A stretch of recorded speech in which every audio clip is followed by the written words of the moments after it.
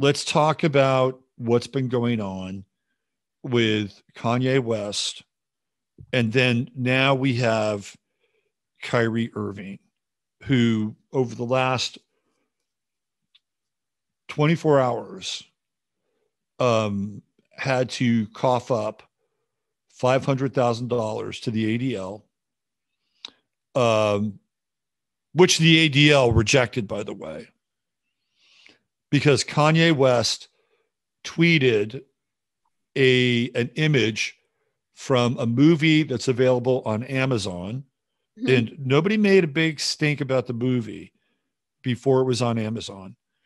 And the movie is From Hebrews to Negroes. And it's a documentary that was put together by the Black Hebrew Israelites. And are you familiar with that group? No, I'm looking it up now. Okay, so the Black Hebrew Israelites believe that they are the true Israelites. Okay. That they are the true Jews. And they set up camp on the streets of New York, and they basically assault anybody in their direction about either their whiteness, or they are loudly proclaiming that they're the real Jews. And invariably, they will have somebody who is Jewish come up to them and start talking with them, and they will berate them, and they will castigate them. And they actually played a pretty significant role with the Covington kids in New York. Well, not New York, but Washington, D.C. I always forget his name, but the kid who got outed for being hateful because the Native American guy was banging the drum in his face, right? Right. That was all started by the Black Hebrew Israelites. They were baiting as many of them as possible, and they got this kooky Native American dude who was an ex-Vietnam vet to get into the trance of the language, and wound up, verbally, not even verbally, but just getting in the face of these kids. Right. They're just kids, right? They're just kids. Right. So that, that would be one of their weird kind of watershed moments, but they're behind the scenes. Okay. So whether you believe in them or not, by the way, do you know who Louis Theroux is? Do you know that guy? I know that name. So he's this wacky English guy who does these documentaries where he puts himself in really weird situations. Mm-hmm. And Louis Theroux actually did a video where he hung out with the Black Hebrew Israelites, like in their meeting space. It's actually a very funny documentary. And so Kyrie Irving, whether he believes in this or not, right? He just tweeted the image of the movie, which is on Amazon. And everybody who's seen the movie can't make heads or tails of it. It's just not very good. And the facts in there are fairly convoluted. But if you go through and you look at Kyrie Irving's history, mm-hmm. he wound up saying no to the vaccine. He said no. He said no. He sat out because the Brooklyn Nets and the city and state of New York would not allow him to play. But other players from, say, Florida, like Jonathan Isaac, who refused the vaccine, he was able to play, right? So there's this huge hypocrisy. Finally, Eric Adams makes a deal with the New York Yankees, so the Yankee players and the Yankee fans could attend Yankee Stadium. And then eventually Kyrie is able to start to play again. But he held fast with his belief that I'm not putting this in my body. Nobody supported him, by the way, except for Jason Whitlock. Jason Whitlock supported him. I bet this was the trade-off. Well, this is where we're going, right? So then prior to that, what does Kyrie Irving come out with about 4 years ago? He's a flat earther, right? That's his thing. He starts to tweet about flat earth. And then he had a tweet about Alex Jones about a month ago, right? So now all these things are starting to kind of line up with Kyrie Irving. And if you look at Kyrie Irving's background, it's fairly interesting. First of all, he's born in Australia. So he's not even born on American soil. And the other thing is that he is part Native American. So he's got, quote unquote, Indian blood in him. So he's not even like a dyed in the wool, quote unquote black person. He's mixed. He has mixed origin. Mm-hmm. So let me show you. I have some images here of Kyrie Irving. And what's interesting about Kyrie is that he goes through this period where he's flashing a lot of Illuminati signs, right? And but it's only one period. And I'm going to get into that period here. So I'll give you a visual of Kyrie if you haven't seen him. I just looked up the Wikipedia page for this documentary. It looks fake. Like there's no information on the production company. There's no information on who funded it. It just looks like something that was just slapped together and put up. Right. And Jason Whitlock, whom I respect, he tried to sit through about 60 minutes of it. He said it was trash. Yeah. So it was a trash documentary. So here we have Kyrie. Have you ever done this, Robert? Have you ever just been hanging out and done this finger thing over your eye? Oh, all the time. Right. All the time. Come on. It's underrated. Resting posture. So, but what's interesting about this and this and this is that you'll notice that they all take place when he's a member of a particular team. That team is the Cleveland Cavaliers with LeBron James. Oh. So once Kyrie moves out of LeBron's orbit, you don't see him in any other uniforms doing that. You even get it with the. Does LeBron have something to do with this? So look at this. He's even got that, right? Uh-huh. So does LeBron have something to do with this? He's got a little bit there with the Celtics, it looks like. But I do think LeBron has something to do with it. Absolutely. 100%. Okay. 100%. I believe LeBron James is a member of Boule. He's even got the Boule tattoo on his chest. Okay. Which I believe is the same tattoo that George Floyd had, if I'm not mistaken. Anyway. What is the origin of Boule? Oh, well, that goes back to the origins of the NAACP. Is it a Masonic thing? Is it an Illuminati thing? Well, it's a Masonic thing, but it was started by a group of light-skinned, quote unquote, Black Americans, although I'm not sure if they're completely American in origin. And one of the founding members of Boule is W.E.B. Du Bois. Okay. And W.E.B. Du Bois is the figurehead of the NAACP. Mm-hmm. And there was not one, quote unquote, Black American or Negro who founded the NAACP. So you see this confluence between the two. Right. And this is where we have the marriage of the one group who will create the infrastructure and another group who will create the membership. And it is through the two of them that we will have a culture of grievance. Mm-hmm. And this is all documented. It's all documented. I'm not saying anything that is speculative or conspiratorial. Mm-hmm. So those are the roots of Boule. And W.E.B. Du Bois is one of the founding members of it. And of course, Du Bois would later go on to openly state that he is a unabashed Marxist and mm-hmm. has always been a Marxist. And when you look at the people who started the NAACP, they all come out of the Marxist ideological framework and background. Mm-hmm. So the NAACP has its roots in Marxism. Mm-hmm. And it just so happens that out of the three people that are associated with starting the NAACP, the sort of the figurehead or the central figure also happens to be Jewish, right? So now we have this very interesting kind of shotgun marriage mm-hmm. of the NAACP, Boule, and the beginning of the culture of grievance, which has been a part of the American story for a very, very, very long time. Right. So this is what we're dealing with now. So Kyrie, just to get people caught up here. My gut is that Kyrie's penance for not taking the injection was, now you got to post this and take this anti-Semitic stance to push this agenda of this Black Jew war that they're really pushing hard right now. So I think that there could be some truth to that. Kyrie Irving is an Aries, and Aries are unapologetic. And could he be making a deal? Maybe, but I've just seen him consistently. And like, I follow basketball and sports, and Kyrie Irving is not a great teammate.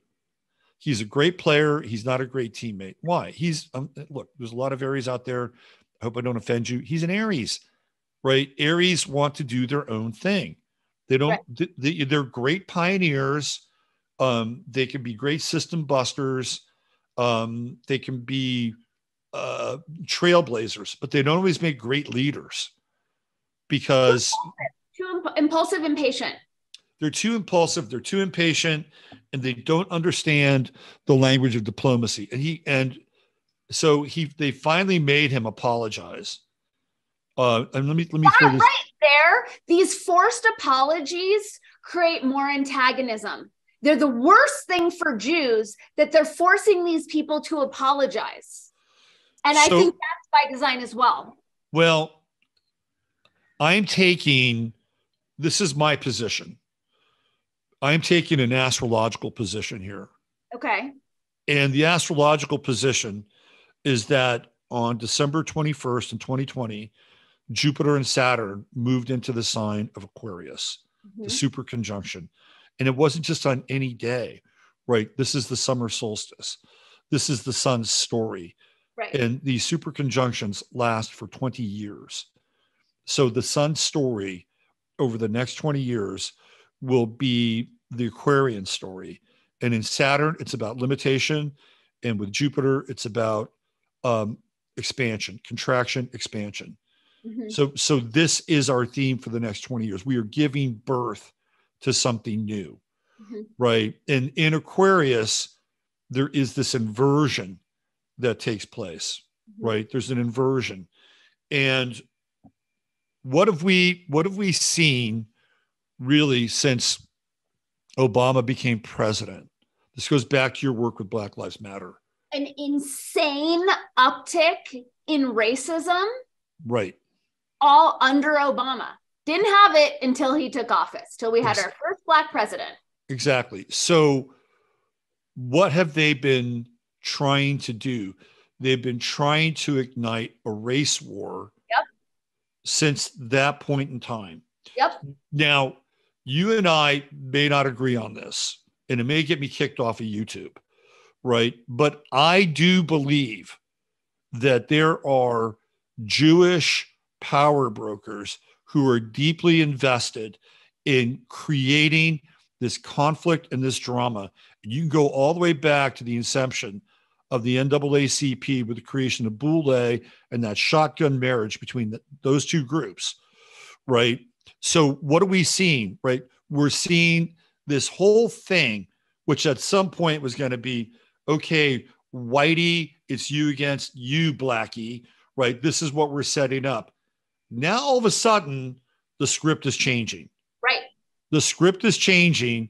And now we're looking at Kyrie Irving and Kanye. And poor Kanye, he goes through his own thing, which we'll talk about.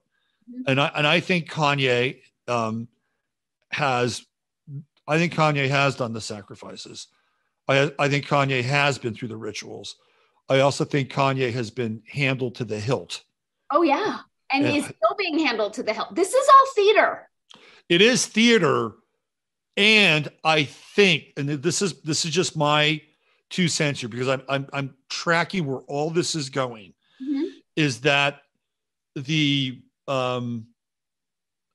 intent was to get the common Black person and the common white person to be at each other's throats and hate each other. This goes all the way back to Charles Manson, by the way. Manson talked about this. Yep. And now all of a sudden that's changing. Right. Now all of a sudden there's a segmenting off. And then everything that's been done since Kanye West has come out and made tweets and said things about his own personal experience, which, by the way, we're going to get into here. Yeah.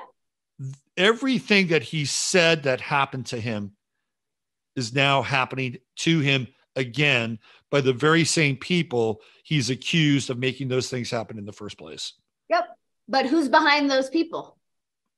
Well, that's a good question. And who are those people really? Because again, like, we cannot have the JQ question unless we are going to be honest and talk about Khazaria and talk about how many people claim to be Jews who are not Jews. Well, we could spend, you and I have done this before.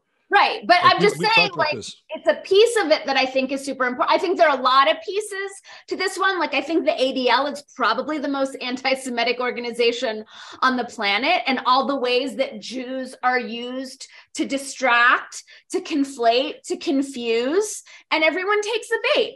Right. The other thing too is that, God bless him, I don't always agree with him, but Royce White made a great point in connection between what's going on with the group of people that are perpetrating the cancellation of Kanye or Kyrie and the relationship to Freemasonry.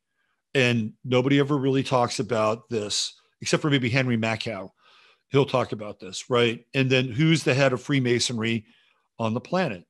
It's Prince Charles, right? So this goes into the crown, right? And the crown has always had like a buddy-buddy relationship with the Rothschilds, who are not Jews, by the way. Right, they're not. And it was through the crown in essentially right after World War I, once they disassembled the Ottoman Empire, and they said, here, you can have Mandate Palestine. Here you go. This is now your territory. Right. Go return to the Holy Land. And all that was set up by Theodore Herzl, by the way. Mm-hmm. And Theodore Herzl has a famous quote. And let me bring up his quote. I can even have it on my computer, so I don't even have to search for it. And if you are Jewish, you need to pay attention to this quote because it is ultimately chilling to the core. I'm going to bring it up here.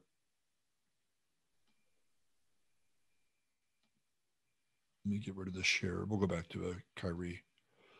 This is Theodore Herzl, who approached the English to get the Americans into World War I so they could win.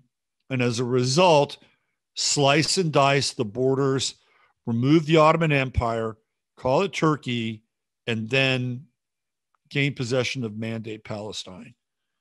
If whole branches of Jews must be destroyed, it is worth it, as long as a Jewish state in Palestine is created.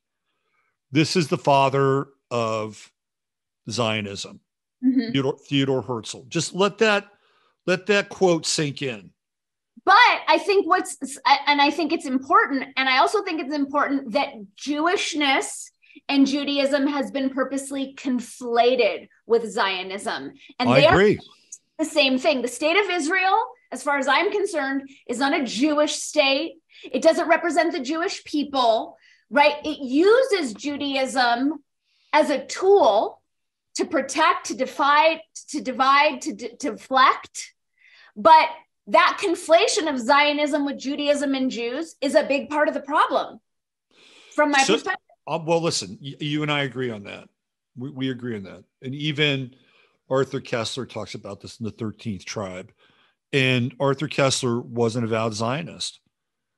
And he was part of the Zionist Congress. And he did his research. And he said, no, I'm good. I'm tapping out. Right? It's a hard no. I mean, look at the timeline of what's gone on with Kanye. We had Rashida Tlaib give a speech calling out Israel as an apartheid state and being lambasted as an anti-Semite. She never mentioned Judaism. She never mentioned Jew, right? So right there, we have, again, the ADL, the anti-Semitic group that it is, riling up the media to attack her. Then in a very short time, you have this PayPal thing, right? And in the wake of the PayPal thing, maybe even the same day, you have Candace Owens announcing her new payment platform, Glorify, right? That same week, Candace Owens shows up with Kanye West at Fashion Week in their Right. White Lives Matter shirts. Right. That's not a Candace. I've never seen Candace at Fashion Week or in that realm, right? Then in a very short time, you have Kanye putting up his, death con on Jews, and all of a sudden getting kicked off of Chase Manhattan, where less than a week before, his partner in art actions is promoting Glorify. So what a great way to drive traffic to this. I agree. And, and I had this conversation with Emily about Candace Owens handling Kanye West. Right. And I don't think that that's out of the question at all. I mean, it's just a little bit too convenient that he gets thrown off of Chase. And by the way, I don't think he should have. People are allowed to be anti-Semitic. People are allowed to hate whoever they want, say hateful things. Like, I am all for free speech. But I just think it's interesting how the timing of all of those things, right. So super convenient. I think we're in a place that is, again, conversation needs to be on the table, right? Whatever this is. Yeah. Because when you get into a group like Chabad, mm-hmm. who are theoretically, very observant Jews, mm-hmm. right? And you drill down into Chabad, and then you begin to find Jared Kushner, and you begin to find all these strange characters, mm-hmm. right? I don't know if you remember, but I think it might have been around 2014. There was a big shooting in India at Chabad Temple. I don't know if you remember that. Two of the big shootings that happened under Trump's watch were at Chabad temples. Okay. One was in Pittsburgh and the other was in Poway, California.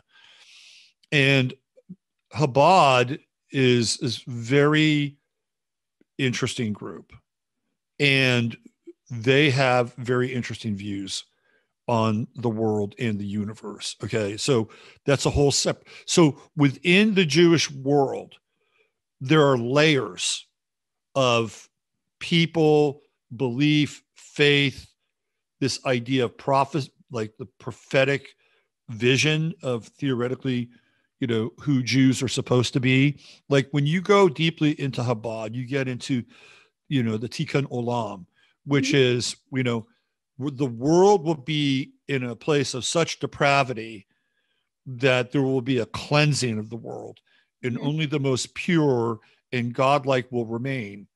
And again, I am not fabricating anything. That, each Jew who is alive will have 2,000 Gentiles serve them. This is part of that prophecy, right?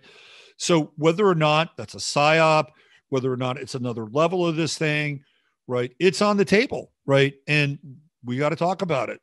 Of course. But you look at any ancient religious text, including the Bible, including the Quran, they're full of really dumb, divisive shit. Well, you and I could agree on a lot of that, right? We could definitely agree on a lot of that. The biggest problem is that if you sat down with a Christian and you told them all the things that their religion has wrought and colonialism has wrought, and they would say, "Oh yeah, you're right.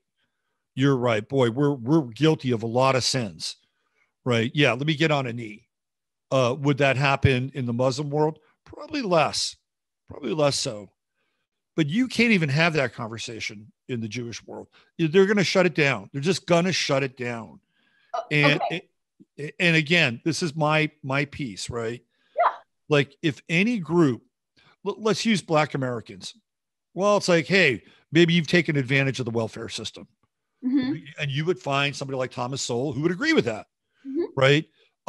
And by taking advantage of the welfare system, you have the breakdown of the family, and then you have crime and all these things. And there are plenty of Black Americans who are willing to have that tough conversation, right? I could go into, again, I'm just a guy occupying a white meat suit in this lifetime, right? But I could get in and say, there are a lot of people that look like me that sold us the fuck out, right? Whether it was through corporations, the military industrial complex, basically giving hand jobs to the Kagans and the Newlands and saying, yeah, let's go. David betray us, right? those motherfuckers they're betrayers. And I can have that conversation. But easily. you can't, but we can't homogenize entire groups. There's some Black people with whom you can have that conversation. But they are starting to have that conversation now. I can tell you that. I see that. I do see that. That's happening. That's happening now. I do see that. Right. And then even again, my meat suit and the people that reflect my meat suit, they're starting to finally wake up and, and say, look, all right, we weren't responsible for that. Okay. Right. We weren't responsible for that thing. And, I've lived my life to the best of my ability to be as fair and equal to all people as possible based upon the precepts of the religion that I inherited, whatever. Right. But now they're starting to go, hey, look, we've kind of had enough of this. Right. We've had enough. And let's stop this part of the conversation. Mm-hmm. And to the best of my ability or our ability, we've atoned for our sins or whatever. Right. I don't know if that same conversation is happening in the Latino community. I'm not privy to it, but the ones that I'm connected to, the Black and the white community, they're having those conversations. But even that right there, like the white community, like there is no white community. There might be. I'd agree with you. I'd agree with you with that. Might be an Italian community, like this attempt to homogenize, and this is where I get concerned. Is like, Mo Fax and I have these conversations together all the time. You and I have had this conversation together multiple times. So it's not true that Jews aren't willing to have the conversation. And I know you're rare. You're rare amongst the people that you represent theoretically in your community. I mean, by and large, you could say it's all a psyop with Kanye, or you could say it's all a psyop with Kyrie. But is there anybody, like, what was the most reflexive thing Ben Shapiro did? He called him an anti-Semite 25 times, referred to him as Hitler, and wouldn't even have him on a show. I mean, that's embarrassing for all of us. And it does the whole conversation a disservice. I agree. Because I listened to the whole 3 hours of Kanye and Lex. I agreed with 99% of everything that Kanye said. We have to have these conversations. So when we're shutting people down by slapping them with labels, anti-Semite, Hitler, we're doing ourselves a disservice. And this is where, again, there's so many psyops going on around Jews within the Jewish community that I don't think Jews are even aware of. I'd agree with that. The fact that Jews are a protected class, that you're not allowed to deny the Holocaust on certain free speech platforms. I think it's ridiculous and infantilizing. I will protect anyone's right to deny the Holocaust. I don't give a shit if you don't think the Holocaust existed. That's your right, So I think all of that, but Ben Shapiro is part of it. All these famous people are part of it. I think the primary piece that I disagreed with Kanye on, and I've been talking behind the scenes with Mo Fax about this, is like, I grew up in Los Angeles, right? Remember, Jesse Jackson called New York Hymie Town. Right. LA is probably Hymie Town too, right? It's probably where the most Jews live, is on these coasts. Yep. And I can tell you, as someone who's been in media my entire adult life, I've written scripts, is that these gatekeepers, these agents, these producers, these managers who, yes, they do happen to be Jewish, in the same way that in LA, most of the people who worked on my car were Armenian. Does that mean that there's an Armenian cabal going on? Or do some groups tend to find themselves in certain industries more so than others? But what I will say is that I was treated just as shitty in that system by the gatekeepers as were countless Jews that I know. That's a shitty system. I don't think they're treating Black people worse than they're treating anyone, because it's a lame system when you have these parasites who have no creative talents of their own feeding off of the backs of others. But I think what is left out of that conversation is that there are elite groups. I don't know if it's Khazarian mafia. I don't know if it's Jewish bankers. I don't know if it's just like Jewish Hollywood types. But they're treating other Jews just as terribly. Like, this notion that all Jews are in on it is a problem. It's like, there's a gang problem in LA. I grew up with Bloods and Crips being a problem, right? In certain neighborhoods you don't go into. Most of those people were Black, but we never said the problem is the Blacks. We said the problem is the gang members, right? But Right. people don't do Jews the same courtesy. It's not the Khazarian Mafia. It's not the Jewish banking cabal. It's every Jew on the planet. That's a problem.